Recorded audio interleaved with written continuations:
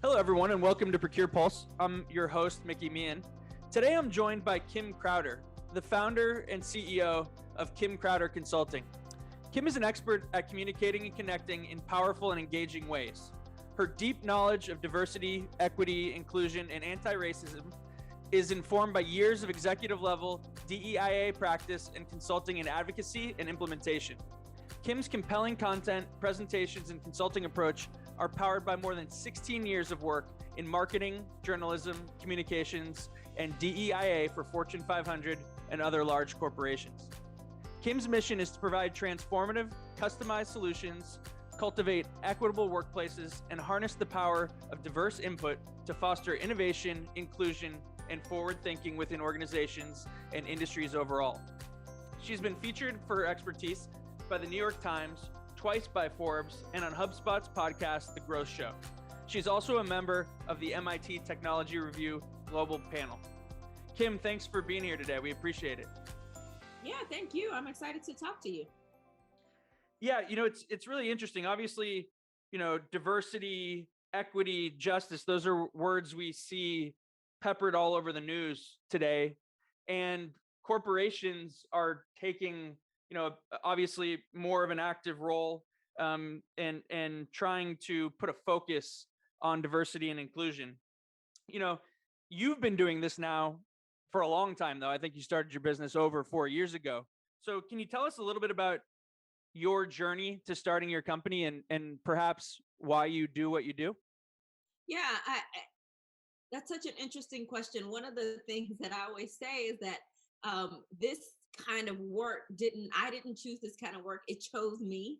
And what I mean by that is I was always thinking about this work, but I didn't always have the language for it. And especially when you talk about, over the last 5 years, we've really started to make this more of a corporate America speak in the way that we talk about, diversity, equity, inclusion, and anti-racism, social justice in the workplace, belonging. We have all of these words that are put in place, but my experience comes from the actual experiencing and witnessing it, and then putting into action the tools that are needed in order to dismantle these things in the workplace.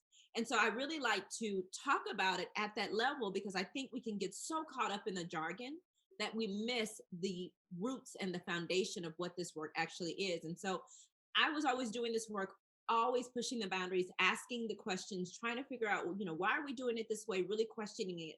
And my background, as you mentioned, is in marketing and communication. So always thinking about that output and that messaging, but also moving up through the corporate ladder and becoming an executive, particularly an executive that can make decisions around hiring, around retention, who could start looking at policy, even HR policy, even though I wasn't necessarily, that person. I wasn't in HR, but we were talking about it at the table. And then I started receiving pushback when I would bring that up.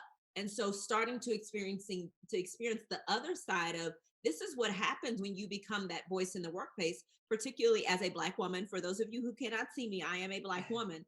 So, as a Black woman, speaking up on those things, and not just speaking up on things that were particular issues to my community, but talking about things in the LGBTQI plus community, talking about how this looks when we talk about disabled folks, and then also albinism, and really thinking about how does all of this play a role, and recognizing that depending on what the conversation was in the workplace and what the workplace had made socially acceptable, what groups got to raise their hand and say, hey, I'm having these issues, versus other groups. So really thinking through all of the nuances of this, it kind of came to me. I started speaking out in public, doing some conferences and speaking. And then before I knew it, people were saying, how can we get you to do this work in our workplace? And then it just seemed like the right time and transition to say, I built enough of this expertise, I've built enough experience, I've built enough relationships to move out and really do this the way that I want to do it, without the confines of corporate America and the ways that people felt, want to kind of contain this, to really work with organizations who are ready to do the work. That's awesome. That's cool. So cool to be doing something you're so passionate about and kind of came into so organically and got to see all those different facets. That's really awesome. Yeah, thank you. And one of the things that I make sure that I'm always doing is always learning. Currently in the process of getting certified, always reading books, always talking to other folks, doing what I can to make sure I'm growing and shifting and learning because the goal is to always serve my clients in the best way possible. So I'm finding the best team members of folks to be on my team, because I know that I'm a great woman, but I'm not every woman, and I'm not enough. It takes a village. It really does to really do this in the way that is going to be successful. For sure. And a little earlier you mentioned jargon, and there's some words that were on your website that I thought were really interesting. And it's not really jargon, but I think it's important. I wanted to ask you about it. Empathy, authenticity, impact, unity, radical inclusion. And I love that. And I think that last one, radical inclusion, you hear everybody talk about diversity, but not always is the word inclusion there with it. Why is that? And what does that really mean, that radical inclusion? Sure. I think there's two words I want to pull out from there. One is equity, because I don't Yep. you can't have the equity piece without the inclusion piece, and you can't have the inclusion piece without the equity piece. Like they play together. And there are the words that people are most comfortable with because those words and those processes mean inconvenience and discomfort. And I very much so feel like that is why folks don't want to add those pieces into it, right? Because here's what that looks like. Here's the differences. If I say, you know what, I just am going to have a diverse candidate pool. Okay, great. So you have folks, however you all have defined diversity, and often what we find is that organizations have not even defined what diversity is. And so we're just going to have a bunch of people come on board and apply for the job, but continuously the decisions being made that those folks are not actually coming through and making it into the workplace, or if they are, once they get there, they're very uncomfortable and they're leaving quickly. So what are we really talking about? We're talking about talent acquisition. We're talking about the hiring processes. We're talking about job description. We're talking about management. We're talking about employee retention. All of those are pieces of this, but we don't often think about all of the ways that these play a role within organizations. And so that's why it is so important for us to really define and use the words that are that talk about impact and less about kind of this idealistic piece of it. Here is where the impact happens. And so when we talk about radical inclusion, it is when people get to your organization, what is their journey in your organization?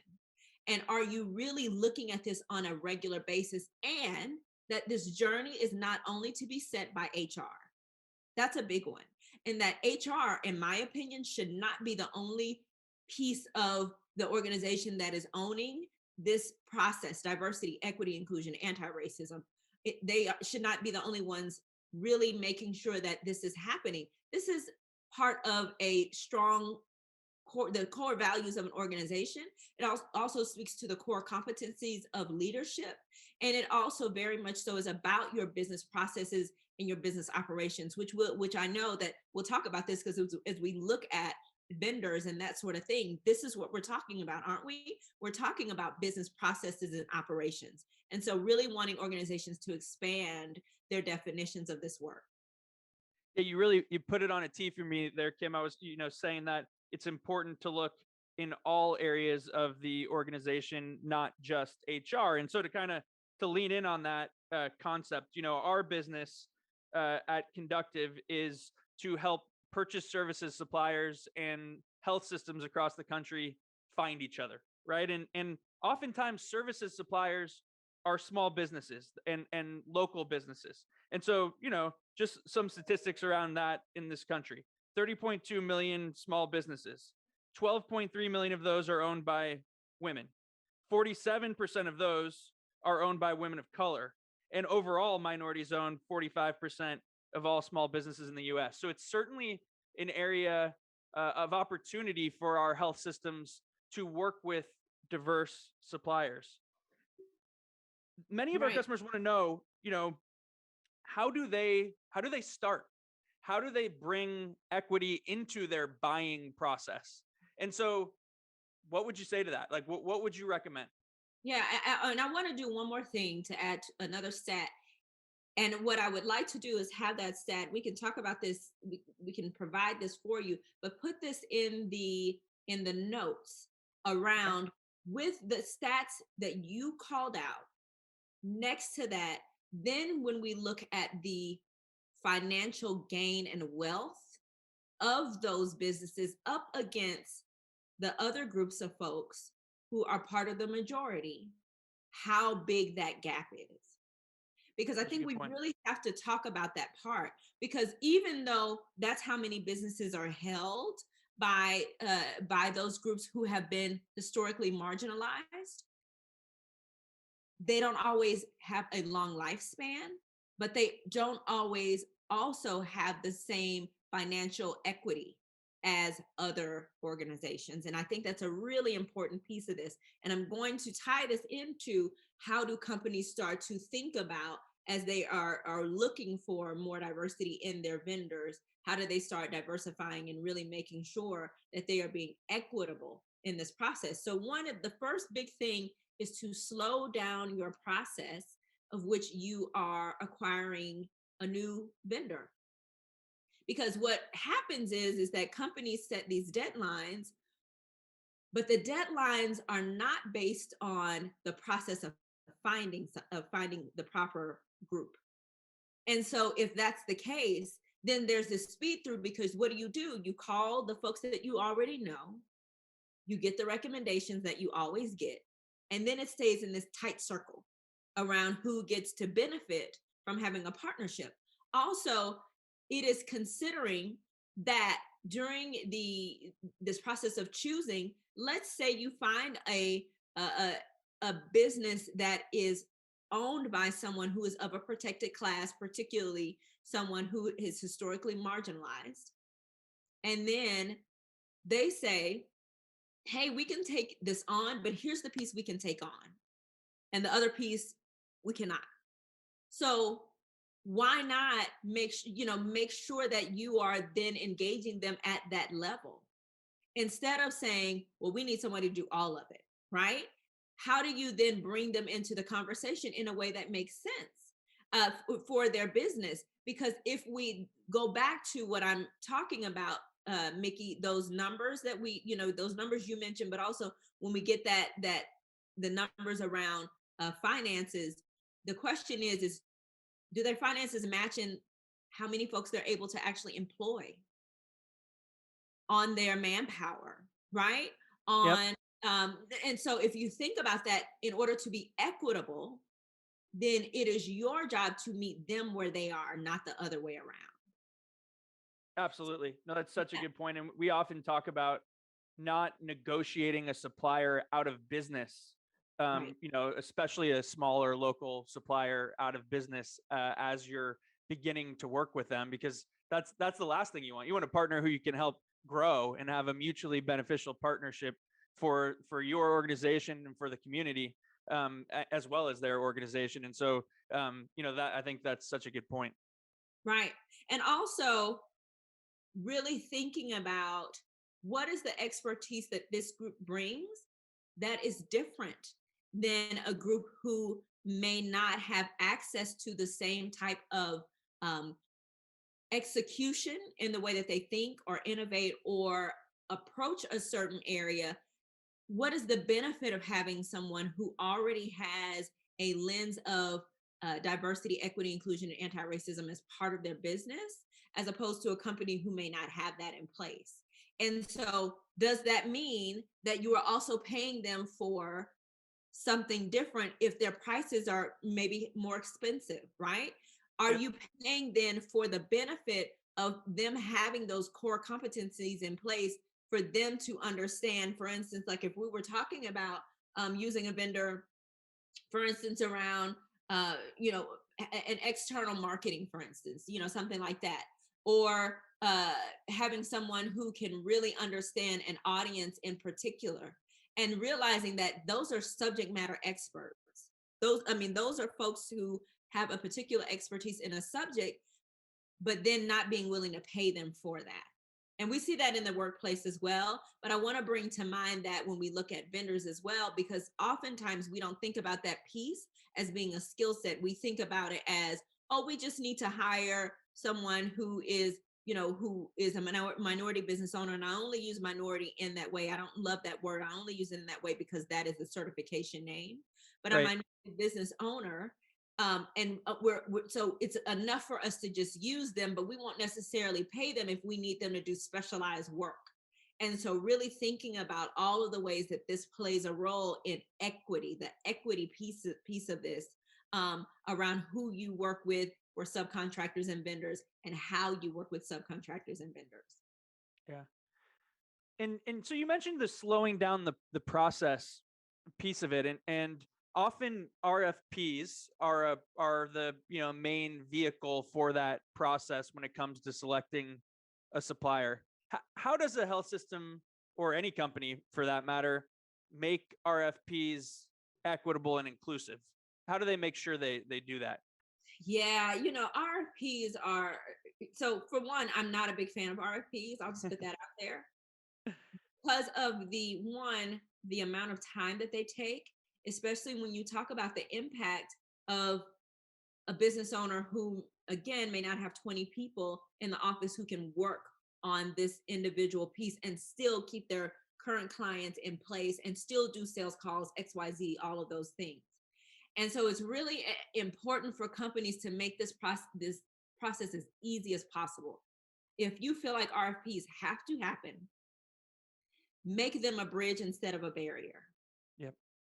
And so pull away what really has to be known at this time. Put a time limit on how much time, but because that's free labor. Let's be really honest about this. An RFP is free labor because what happens is a lot of times, sometimes companies even start off with an RFI. It's not even RFP, where they're just Absolutely. trying to gain information, and then they take the best of whatever you offered and mix it back in there and come up with an RFP and then spit it back out. And now another company can build on your brilliance. And so really thinking about what is the impact of the way that we are doing RFPs and the time that we're asking of folks to put into this project. And to be honest, at this stage, do we really need to know all of this? Really?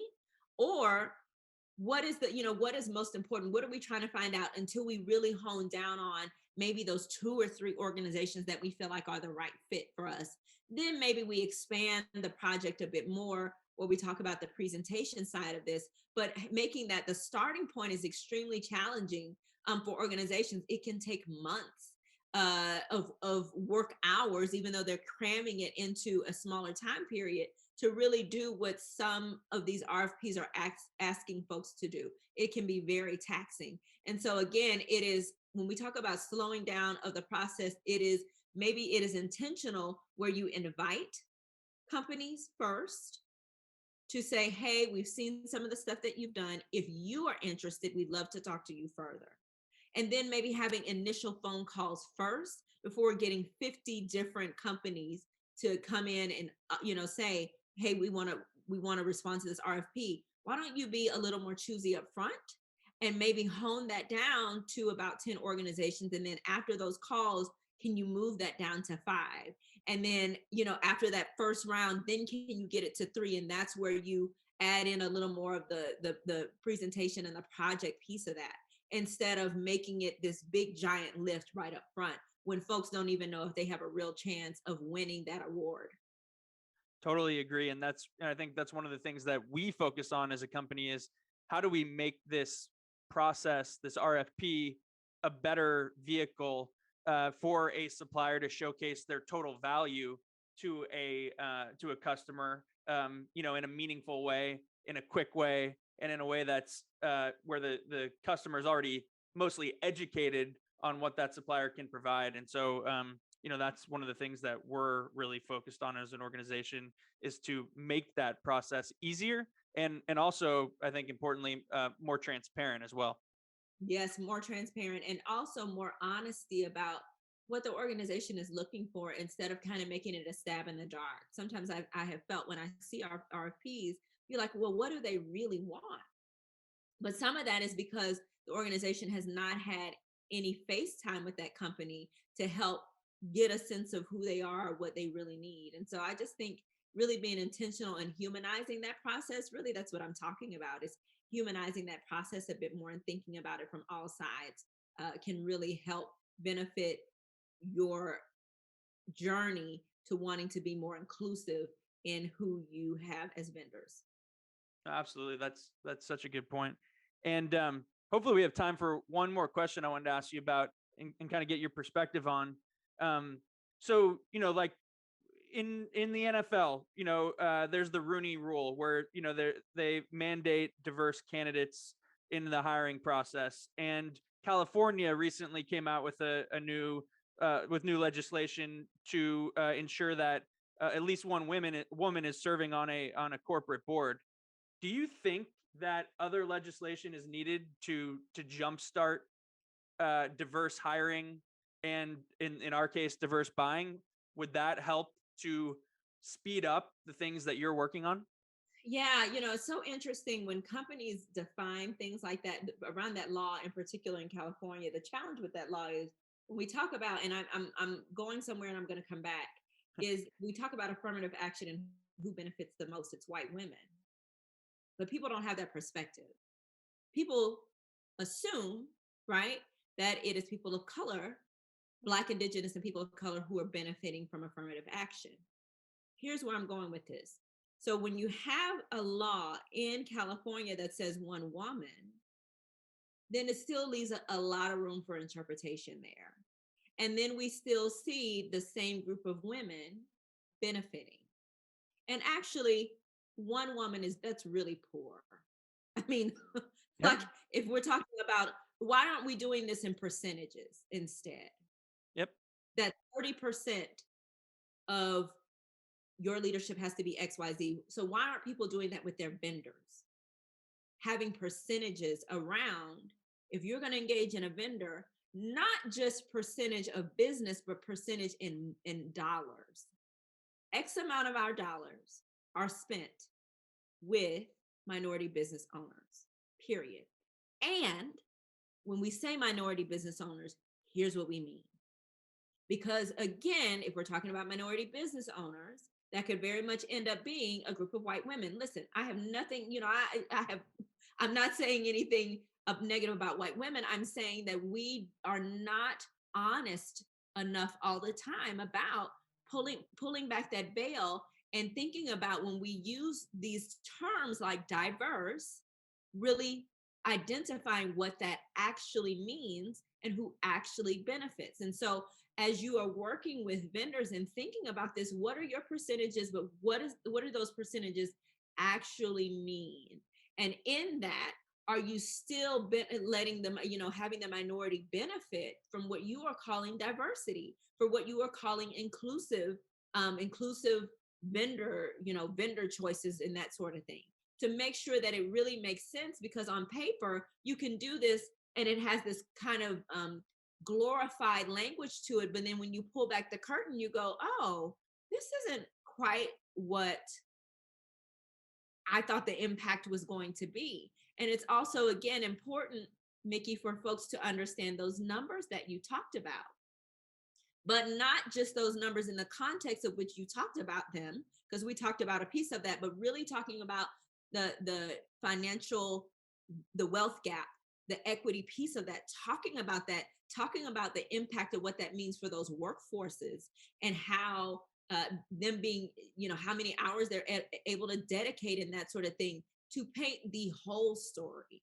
so that you are not making decisions out of pieces of it. And also the last piece I'll say is to make sure that those folks who are choosing the vendors and who are who are granting those awards and granting those contracts, that they themselves in that space, in those rooms, are inclusive and diverse and understand equity.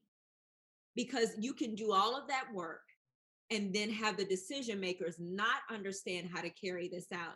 And it's just as damaging, if not more. Absolutely. Such a good point. Well, Kim, I appreciate the time today. It's been such an awesome conversation to have you with us. And Kim Crowder can be reached at kimcrowderconsulting.com. Thanks again, Kim. This has been great. Absolutely. We love folks to sign up for our newsletter. My team and I work really hard to produce a great newsletter. You can sign up for that on the website, and also find us. You can find me certainly on LinkedIn, Kim Crowder. On Instagram, I am Kim Crowder. And we even there do a bit of this dialoguing and conversation because we want to move this forward. But then also, if you ever have questions, feel free to reach out. We're always happy to make a connection. That's awesome. Well, thank you, Kim. I appreciate it. Well, I know we went a little over time there, but it's such a good conversation, and it's just something that we're working on through our software. To your point, like trying to point out for these hospitals, like what percentage of your spend is with a certified supplier, and even breakdowns into those certifications and things like that. So would love to stay in touch as we go forward, even just to pick your brain every now and again, if you're good with that. Sure. That's a part of what my team and I do. That's part of our services. So we'd love to. Thank you for joining us today for Procure Pulse, the podcast for managed service leaders. It has been a pleasure to share with all of you. Reach out to us if you have any questions or ideas or best practices that you'd like to share. I'm Mickey Meehan, your host. Thank you for tuning in. We will see you next time. Have a great day.